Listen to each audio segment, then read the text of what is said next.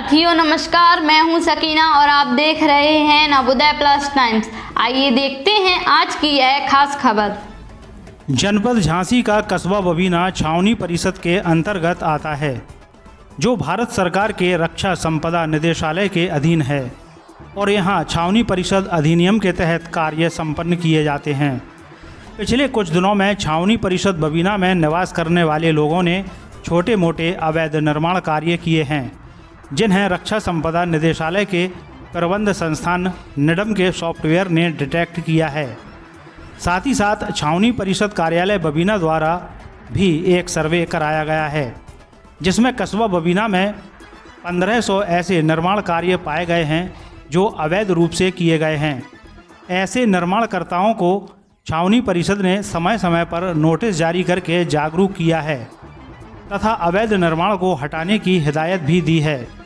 लेकिन अब छावनी परिषद बबीना ऐसे अवैध निर्माणकर्ताओं को एक सहूलियत प्रदान करने जा रहा है, जिसमें अवैध निर्माणकर्ताओं को अपने निर्माण कार्य को ध्वस्त नहीं करना पड़ेगा, ना ही छावनी परिषद बबीना उनको ध्वस्त करेगा, बल्कि छावनी परिषद अधिनियम के तहत मुद्रा योजन करके अनुमति प्रदान करेगा, जो कोर्ट द्वारा निर्धारित मुद्रा शुल्क के हिसाब से होगा।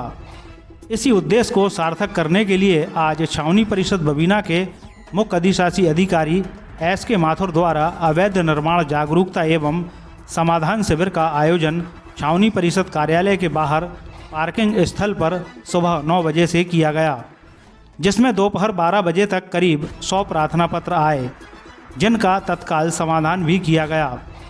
इस अवसर पर बताया गया कि भविष्य में इस प्रकार के शिविर लगाकर अवैध निर्माण जैसी समस्या का समूल समाधान संपूर्ण बबीना कस्बे में कर दिया जाएगा। साथ ही साथ नागरिकों से छावनी परिषद बबीना लगातार संवाद स्थापित करता रहेगा। नागरिकों के मन से भय की स्थिति को भी छावनी परिषद दूर करने की कोशिश करेगा। नवोदय प्लस टाइम्स के लिए बबीना से मोहम्मद हनीफ के साथ गौरव कुमार की रिपोर्ट। सर, आज ये जो कैंप लगा है किस उद्देश्य से लगाया गया है और मतलब इस कैंप में क्या जागरूकता किस प्रकार की की जा रही है नागरिकों? पहले तो मैं सभी प्रेस वालों का स्वागत करता हूँ। एक्चुअली क्या हो रहा था कि अभी एक भारत सरकार ने हमारे रक्षा संपदा निदेशालय के हमारे एक वो है वहाँ पे एक प्रबंध संस्थान है हमारे का निडम है ना, national institute of defence state management, उसके माध्यम से एक सॉफ्टवेयर तैयार किया है जो क्या है चेन डिटेक्शन सॉफ्टवेयर। तो वो सॉफ्टवेयर को जब किसी क्षेत्र में चलाया जाता है तो हर साल हुए साल दर साल उसका कंपेरिजन होता है कि भाई इस वक्त क्या नाम है यहाँ पे स्थिति ये भी थी, क्या नाम है ऑब्जेक्ट की, और अब बढ़ के इतनी हो गई है। उसमें कुछ ऐसे भी ऑब्जेक्ट आए हैं, जैसे मान लीजिए आपका एक जैसे तालाब था, तालाब के अंदर जलकुंभी हो गई, तो उसमें जलकुंभी कम थी, लेकिन आज जलकुंभी है। जलकुंभी फट के अलग अलग हो गई तो अलग अलग बन गए, कई बार जाके इकट्ठी मिल जाती है। इसकी ऐसे कई चीज़ ऐसी होती है जो बनती हैं, कई जैसे क्रॉप होती है, फसल हुई, जब खेत खाली है फसल उग गई तो फसल उग गई तो चेंज देखा गया। इसके साथ साथ इसके ये तो कार्य ऐसे हैं जो फॉल्स डिटेक्शन है अवैध निर्माण की तरफ से, कुछ डिटेक्शन ऐसे हुए हैं जिनमें वास्तव में कुछ चेंज हुआ। तो ऐसे कम से कम हमारे यहाँ करीब 1500 के चेंज डिटेक्शन निकले, उनको हमने उसका सर्वे आके परीक्षण करवाया। सर्वे किसने किया? ये सर्वे हमारे स्टाफ इंजीनियर्स ने किया था।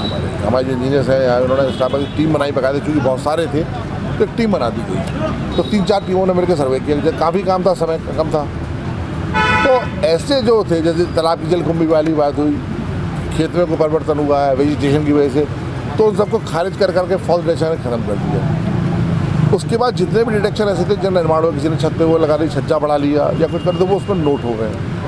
तो इन सबको एक हमने सुकॉज नोटिस दिया 247 का।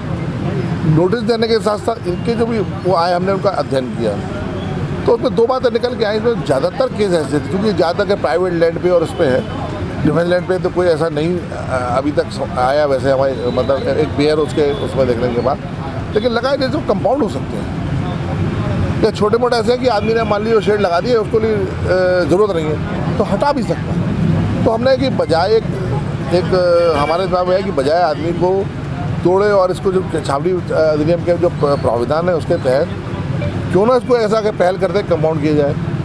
इसके लिए हमने कि हो सकता है कुछ लोग हमारे ऑफिस में अप्रोच करने से कतराए कि भाई ऑफिस जैसे कि एक पुराना फै बना है, पारंपरिक बना गया, अब आज के ज़माने में तो उसकी कोई वैल्यू नहीं है टैब वगैरह। हमारा आप सब पास है, हम पब्लिक सर्वेंट है तो हम आपके लिए हमेशा तत्पर ऐसे हैं। कैंप तो लगते रहेंगे या बिल्कुल मतलब आज लास्ट? नहीं, ऐसे कैंप तो लगते रहेंगे। और इसलिए हमने क्या किया कि एक सरली का फॉर्म बना के आप अपनी बात को हमें रखो, हम इसकी जांच करेंगे, जो चीज़ हटाने योग्य होगी आपकी सहमति से और उससे हटवा देंगे। आपको लगेगा कि नहीं हम इसको रखना चाहते हैं, उसको फिर हम बाकायदा उसको प्रॉपरली डाल के उसका प्रशमन करके मुद्रा योजन करके उसको हम आपको स्वीकृति दे देंगे नियम के अनुसार। अभी कोई शुल्क का प्रावधान है? शुल्क का प्रावधान अभी हम देखेंगे क्या होता है। जो सोचते हैं कि जो बोर्ड द्वारा निर्धारित शुल्क है, बोर्ड ने निर्धारित किए गए हैं, उन्हीं पे करेंगे। जो शुल्क है उससे ज़्यादा नहीं लेंगे और सब उसको करेंगे कि आदमी को ऐसा लगे कि एक संतुष्टि मिले कि हाँ भाई हम जनता के साथ। होता कहता है कि खासकर बैंक का मकसद ये भी है कि हमारे और आपकी भी संवादहीनता ना रहे। संवादहीनता ही बड़ी प्रॉब्लम है जो गलतफहमियाँ पैदा करती हैं। दूसरी बात, किसी प्रकार के मध्यस्थ ऐसे ना आए जिसकी वजह से कोई गलतफहमी। इसलिए मैंने कि स्वयं मैं बैठा हूँ, होल्ड ले बैठा हूँ कि ताकि किसी के मैंने कई लोगों की समस्या का समाधान भी किया, कुछ लोगों ने अलग अलग करी, तो मैंने कि उसके लिए जो व्यवस्था है उनसे भी कहा आप उसको लिख के दीजिए, जो हमारे अधिकार क्षेत्र में होगी उसको हम करेंगे, और जो हमारे अधिकार क्षेत्र के बाहर होगी उसको सलाह के लिए या उसके लिए हम ऊपर भेजेंगे। ताकि एक जो चीज़ रुकावट जो है जो उससे तो छठे कम से कम पानी बहे तो कुछ कम से कम सफाई हो। आज के कैंप में कितने लोगों का निस्तारण हुआ है? अभी आज हमारे में अभी तक करीब 100 करीब एप्लीकेशन आई 203 में अंदर, और अभी तक शाम तक है। तो मुझे लगता है जिस तरह हमसे लोगों ने बात करी है, लोगों का हम पर जो विश्वास जगा है कि उनको एक आशा जगी है कि भाई हम काम करेंगे, तो मैं भी अपने लोगों को कि मैं अपना बेस्ट प्रयास करूँगा कि नियमों के तहत ज़्यादा से ज़्यादा लोग लाभान्वित हों और लोग हमारे करीब आए और इस सारी सुविधाओं का फ़ायदा उठाएं। देखिए, हर प्राविधान में यदि किसी चीज़ के विरुद्ध कोई अपराध के लिए दंड की व्यवस्था है तो उसका प्रशमन उसका निदान भी है, ठीक है ना। तो हमारा उद्देश्य है और इस बात मुझे बहुत खुशी है कि लोगों ने, जनप्रतिनिधियों ने, सबने इस चीज़ को मेरी बात को समझा और मेरी आशा के विपरीत इतना अधिक इसका आया कि मैं बड़ा उत्साहित हूँ। बल्कि मुझे इस कैंप के साथ साथ मुझे और इस तरह के कैंप करने की भी एक प्रेरणा जागी। तो मैंने अभी वही चर्चा कर रहा था कि मैं इस तरह के और कैंप लगाऊंगा जो अलग अलग विषयों पे होंगी। वो ना जनता की सरकार, जनता के द्वार, सरकार का नारा इसलिए कह रहा है जनता का जो डिपार्टमेंट है वो जनता के पास जा रहा है। हो सकता है कि अब मैं यदि अंदर लगाता तो हो सकता 4 लोग आ रहे हैं, फ़ोन में सुनेगा, घंटों खड़े रहेंगे, इसलिए मैं बाहर बैठा हूँ आपके साथ, आपके बीच में। इस खबर में बस इतना ही। सकीना को दीजिए इजाज़त, थोड़ी देर में फिर मिलते हैं एक नई खबर के साथ। और हाँ, अगर अभी तक आपने हमारे चैनल को सब्सक्राइब नहीं किया है तो कृपया अब कर दीजिए और ताज़ा तरीन खबरों के नोटिफिकेशन के लिए बेल आइकन पर क्लिक कीजिए।